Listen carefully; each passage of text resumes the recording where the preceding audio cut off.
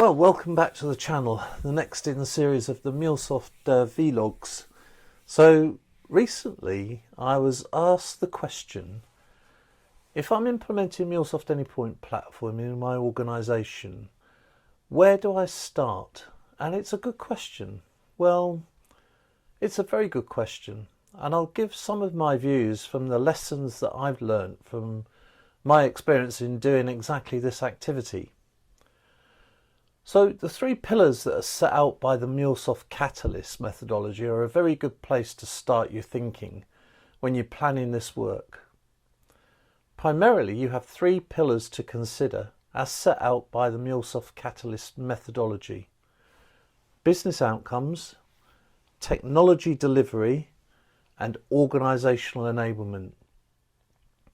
Now, to be philosophical, I suppose, you need to start each journey from the place where you are now.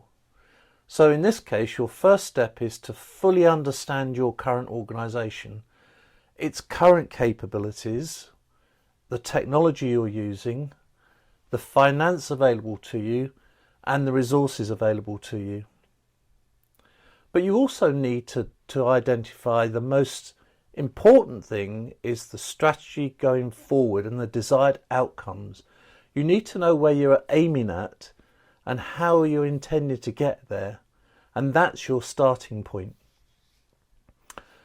So beyond there, what are the next steps? Well, probably 2 or 3 key decisions need to be made, some of which may be straightforward given the discovery of your organisation, and some that may require more consideration. Always remember though that the aim is to meet your business outcomes, and you should always keep that in mind and check your route on what may be a not very direct path to where you want to be. Now, the first pillar I mentioned was the business outcomes, and this is supported by the business outcomes playbook. This may be your most important foundation, but you should always remember that the organisations never stand still. If they want to survive, they have to change. So plan to review your path at regular intervals. However, there are fairly clear choices with regards to the MuleSoft runtime. You really have one of 3 options, which are broadly cloud-based, entirely in the cloud, hybrid, partly on cloud and part on your own infrastructure, and of course the final one is to run everything on your own infrastructure. I think it's probably fair to say that in the majority of cases the choice is fairly clear cut and depends on your organisational strategy towards cloud-based systems, regulatory or compliance commitments, and your approach to security. Whichever way you go, in my view at least, the next 2 decisions that need to be made are around what your Centre for Enablement will look like, and on a slightly wider aspect, how are you going to manage this platform as a whole. These decisions will be very much based on the discovery from your business outcomes investigation. So let's explore this in a bit more detail and see where the MuleSoft Catalyst and the real world may differ. I've said it more than once, but it's worth saying again. The MuleSoft Catalyst is a very good methodology based on extensive experience across many industries, but it's not, and no methodology can ever be, a panacea for all occasions. You have to use it intelligently. The MuleSoft Catalyst will tell you that the Centre for Enablement is a decentralised, cross-functional group and is focused on reuse and development of best practices across all IT projects. In a lot of organisations, this model will work well and will allow many talented people to become enthusiasts and evangelists for APIs, which is great. But this doesn't work for all. As an example, if your organisation has little development skills in-house and relies on third-party alliances, or you have limited resources of skilled people in API development, it may not be possible to have a decentralised Centre for Enablement. This doesn't mean that you cannot have a very effective Centre for Enablement, that can meet the core tenets of the Centre Enablement responsibilities, but it does mean, however, that the reliance on your teams that support the C3 may be greater and require a diverse set of specialist skills. So keeping this in mind, let me look at the roles, either centralised or decentralised, that will be required to efficiently and effectively operate an integration capability using the MuleSoft AnyPoint platform. Let me start by looking at the two key elements which must run side by side and support one another very closely. One will have a very much technical bias, and the other one will have a very much operational bias. No points for guessing that the technical element is the Centre for Enablement. Now, I'm not saying here that the Centre for Enablement has to have specialised technical skills, but it will help if it does, or at least to a certain extent. If the C3 staff do not have technical skills, then they will need to access people that do.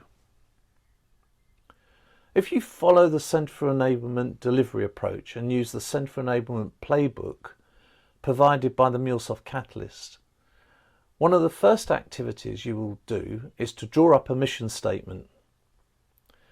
What is the purpose of the Centre for Enablement? Why is it being established? And what are the business aims of the team?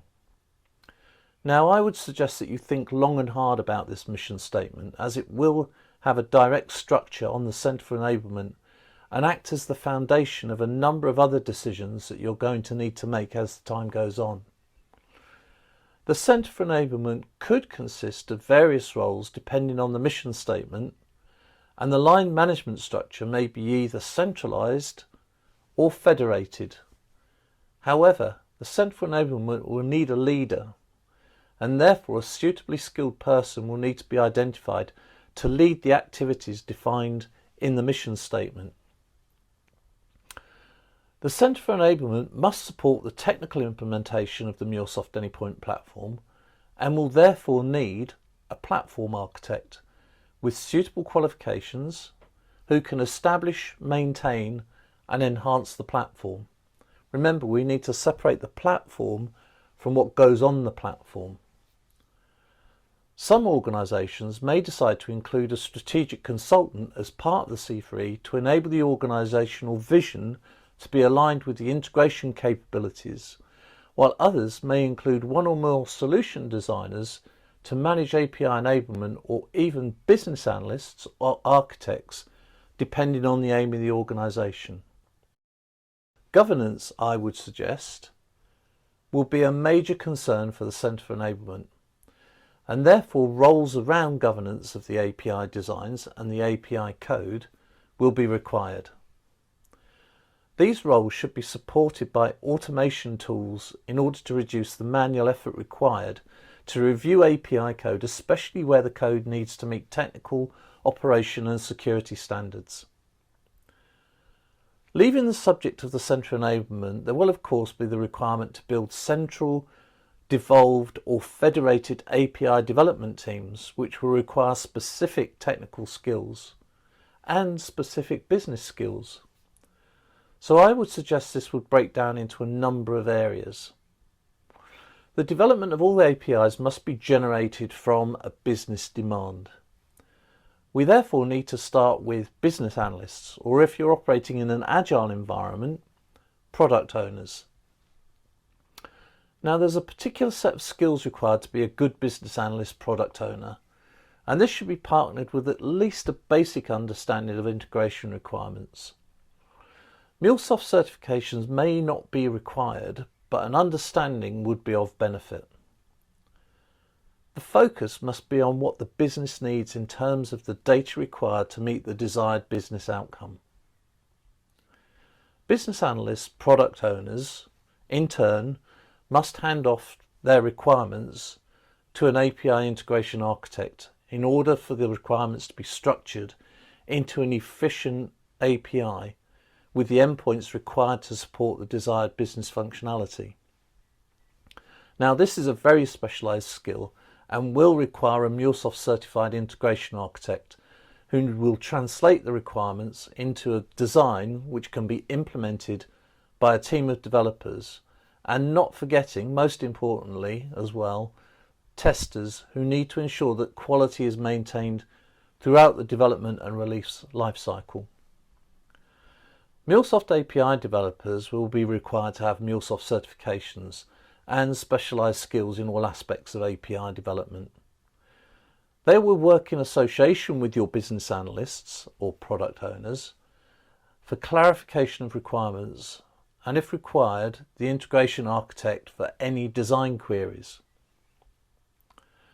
Testing is a very important aspect of all development, and it's vital that the testers work with the business analyst product owners to develop tests based on user requirements.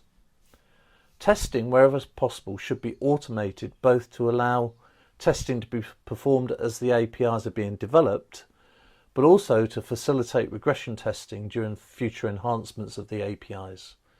Testers will of course need to work with the developers to fix any bugs that are identified during testing, so it's likely that they're going to be MuleSoft certified as well. I've mentioned at various points above the need to automate as much of the development and testing as possible in order to maintain an improved pace of delivery. In order to do this, a standard set of tools will be required, and hence a DevOps environment, or preferably a DevSecOps capability, will need to be established, and that will be by a lead DevOps engineer. While not specifically required to have MuleSoft skills, the DevOps engineer will need to be intimately familiar with the DevOps pipeline and all of the tools that form that pipeline, and be able to maintain that pipeline with patching, etc. There are three other areas worthy of mention and which play vital roles in having an excellent API development factory. I mentioned above three options for the implementation of AnyPoint platform in an organisation, and in summary these were cloud-based, hybrid and fully on-premise. Whichever you choose, you will need an engineer, for want of a better term, to manage the environment on a day-to-day basis. While the platform architect can define the architecture and the development of the platform engineer will need to perform the maintenance of the platform and work with the development team to ensure successful delivery of the APIs into development, test and eventually into the production environment. Now we need to remember that all APIs rely on data sources and data targets, and these target data stores in any organisation will be tightly protected from any threats which may disclose or corrupt the data originating from an accidental or malicious act. However, the APIs being built will require secure access to these data stores, and in order for the APIs to transmit or receive data as required by the business. In order to do this, we'll need a network operations engineer, NetOps, who understands networking and security principles so that the appropriate firewalls can be opened securely and appropriate networking is in place and it can support API development. Last but not least, as I always say, we have to consider the support of APIs, and therefore we require a support function which will be operated by one or more support engineers. The support engineer will monitor the APIs and the platform, looking for any issues or failures that may require their attention. Logging, auditing and monitoring of the platform should be built into the system in order that events are proactively alerted to the support engineers rather than them having to go and look for events.